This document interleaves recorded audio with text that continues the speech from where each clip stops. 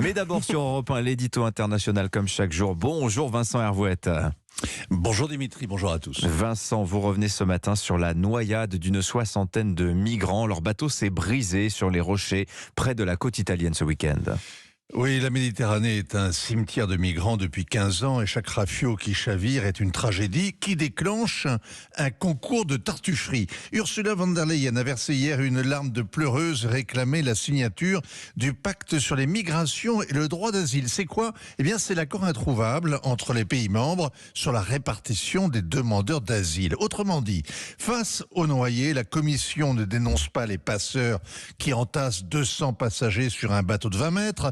Elle ne cherche pas à décourager les traversées, elle ne me demande pas de compte au pays où ils ont embarqué, elle n'accuse pas les barbus tyranniques qui confuient ces Iraniens, ces Afghans. Non, elle ne pense qu'à organiser les migrations. Car la Commission européenne poursuit son agenda, inébranlable dans sa conviction profonde que l'immigration est une chance pour l'Europe, même si certains ont la malchance de se noyer en chemin. Et c'est ainsi que malgré l'arrivée en Italie au pouvoir d'une coalition de droite qui veut dissuader les clandestins, leur nombre a presque triplé depuis le 1er janvier.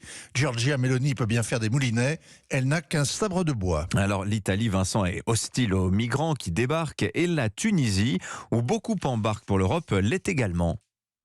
Oui, le président Kais Saied reprend à son compte la théorie du grand remplacement. Il réclame à son Conseil de sécurité nationale des mesures urgentes pour faire face à l'arrivée des clandestins d'Afrique subsaharienne. Il dénonce des hordes de clandestins, source de violences, de crimes et d'actes inacceptables. Il soutient que cette immigration relève d'une entreprise criminelle pour changer la composition démographique de la Tunisie.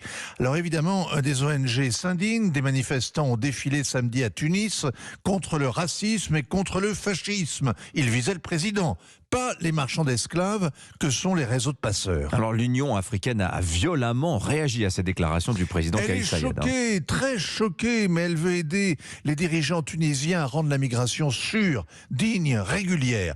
La Tunisie répond sèchement que l'Union africaine confond les migrants légaux et les groupes illégaux qui se livrent au trafic d'êtres humains. C'est pas la seule confusion de l'Union africaine. Elle vient d'élire à sa tête le président des Comores. Le colonel Azali Assoumani a fait un putsch. Ensuite, il s'est fait élire en se présentant comme un profond démocrate. Profond est le mot juste.